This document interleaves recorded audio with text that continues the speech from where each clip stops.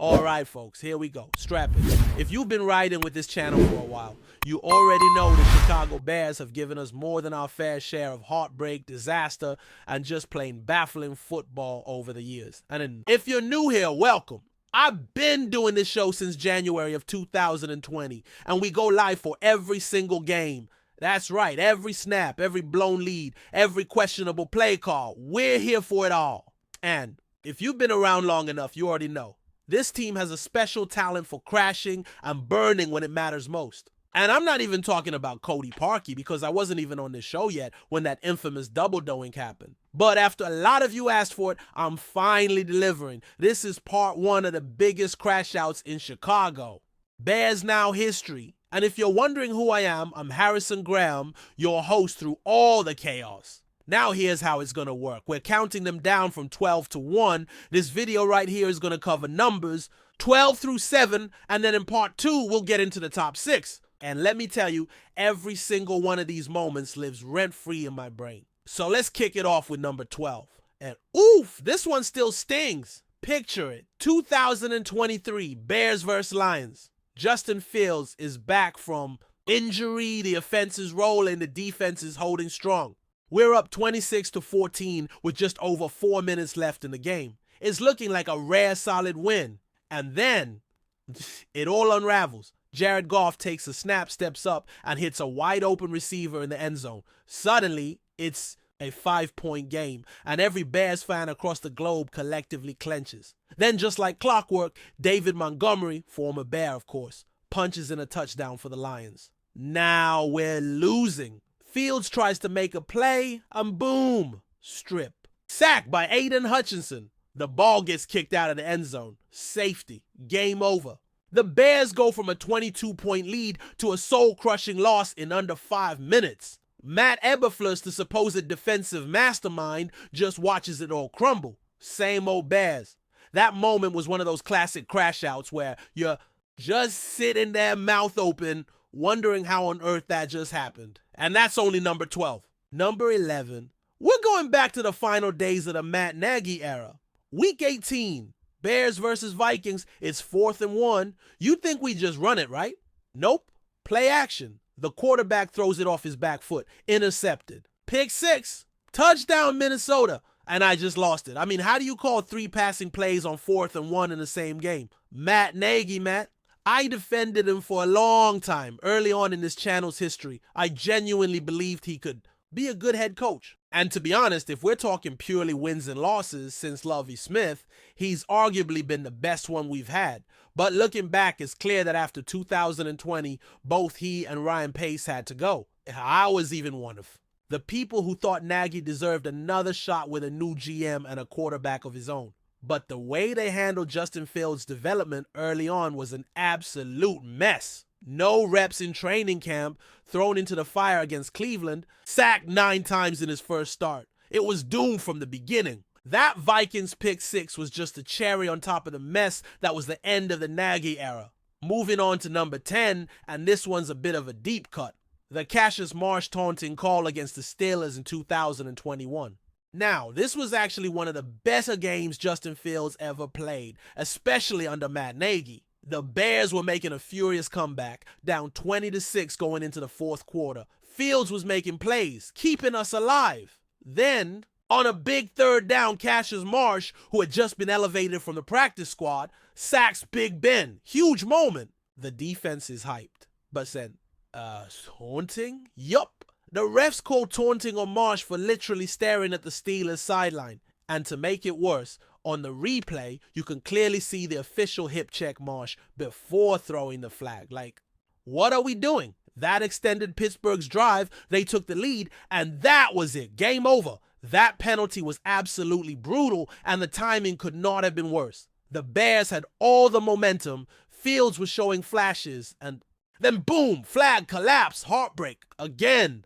Number 9 brings us back to another gut punch from last season. Bears versus Packers. It's late in the game, and we're setting up for what could be a game-winning field goal. Roshan Johnson gets a couple yards, and then we just settle. Instead of trying to get a little closer, we decide, 45 yards is fine. And as soon as I saw that decision, I knew. You could feel it coming. Cairo Santos lines up, kicks it, and it's blocked. Just like that, the losing streak against Green Bay continues, and all you can do is sit there in silence and soak in the disappointment. That's how it's been with this team. Sometimes the silence says more than the ranting ever could. You just sit there stunned. Another game given away by playing not to lose instead of playing to win. Now let's talk about number 8, and oh boy, this one made me want to pull my hair out. It's 2022 Week 2 against Tampa Bay. Luke Getsy is still a bit of a mystery at this point. We're thinking maybe he's got some potential. Justin Fields is running like a madman, breaking rushing records. But then Getsy just keeps going back to the screen game. 1st and 5 from the 12-yard line. Fields hits Herbert on a screen. Solid gain. 1st down, but there's a flag. Offensive pass interference. Great. Next play, what do? We call the exact same screen, same formation, same running back, same everything. And guess what? The Buccaneers were ready. Pick 6. I'm not exaggerating. He called the exact same play that just got flagged the play before. That's the kind of thing that makes you question what the coaches are even doing. We later found out Tampa Bay's defenders said they knew it was coming. And honestly, I believe it because it looked like they were in our huddle. It was so predictable, so lazy. And that wasn't the first time either. Remember Week 1 against the Packers that year? All the hype going into that game, and Getsy just ran screen after screen. 10 of them, I swear. It was like that was the only page in a playbook. I get that Fields has some limitations as a passer, but come on. At least try to be creative. And now we get to number 7, the Shane Waldron 2-parter. This one's fresh, and I mean fresh. 2 goal line sequences that will haunt my dreams. First one, we're on the 1-yard line. 1 offensive touchdown in 2.5 games. Time to punch it in. And what do? Sprint option from the 1 with DeAndre Swift. And not only does it not work, it loses 12 yards. What are we doing? A college-style sprint option with a finesse back at the goal line. Shane Waldron, what in the world are you calling? That was such a soft, overly complicated play when we needed to just line up and punch it in. You've got to man up and score that. And just when you think it couldn't get worse, second part of the 2-parter. 3rd and goal from the 1. 6.5 minutes to go. This is where you earn your paycheck as a play caller. Roshan Johnson is in. Handoff to Doug Kramer. Wait, what? Why is Kramer even involved in this play? The exchange is botched. Fumble. Bears recover, but the chance is gone. That's when you go to that play? Right then? You're telling me this is the best we can do in a must-score situation? The decision-making was just flat-out baffling. And what's crazy is despite all that, Caleb Williams still drives us down the field and takes the lead. But it all falls apart again later, as it always seems to do with this team. And that wraps up the first half of our top 12 crash outs. We've still got 6 more to go, and trust me, it only gets worse from here. If you've been a Bears fan long enough, you know what's coming. There are some real emotional gut punches on the way. And whether you've lived through all of them or you're new to the pain, I want to hear from you. What has been the toughest moment of your Bears fandom? Drop it in the comments below. Could be Cody Parkey, could be something more recent, whatever it is. This fan base has felt it all. And stay tuned because part 2 of my biggest crash outs on Chicago Bears Now is coming up next. Picking up from number 6 and working all the way down to number 1. This is where things get really ugly. We've seen some jaw-dropping, mind-boggling moments so far, but these next ones, they're on a whole different level. They're the kind of moments that make you question everything about this team. From coaching to player execution to just plain bad luck. Before we continue, don't forget to subscribe to our channel and give this video a like. Your support helps us keep bringing you the latest updates on our Chicago Bears. And don't be shy, drop your thoughts on the news in the comments below.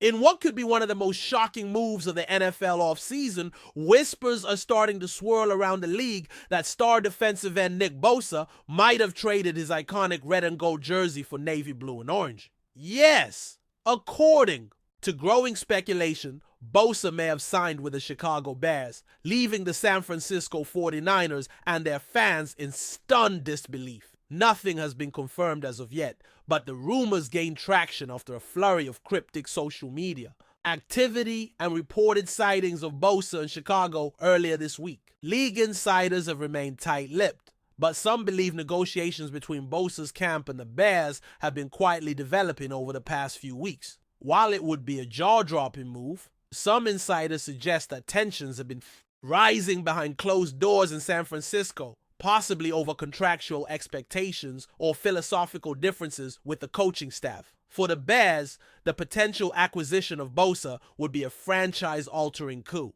Pairing him with an already improving defense could catapult the team back into serious playoff contention. And for Bosa, a fresh start in the Windy City might present the leadership role and financial package he reportedly desired. Still, this all remains in the realm of speculation, at least for now. The 49ers have not issued a statement, and Bosa himself has yet to speak publicly on the matter. But if there's any truth to these murmurs, it could go down as one of the most controversial exits in recent NFL memory. Fans of both teams are watching closely, and one thing is certain: where there's smoke, there's often fire. Could a betrayal really be brewing in the Bay Area? The NFL world waits with bated breath. That's it for this update. If you enjoyed the video and want to stay updated with exclusive news about our Chicago Bears, be sure to subscribe to our channel and hit that like button. We can't wait to hear your thoughts in the comments. See you in the next video.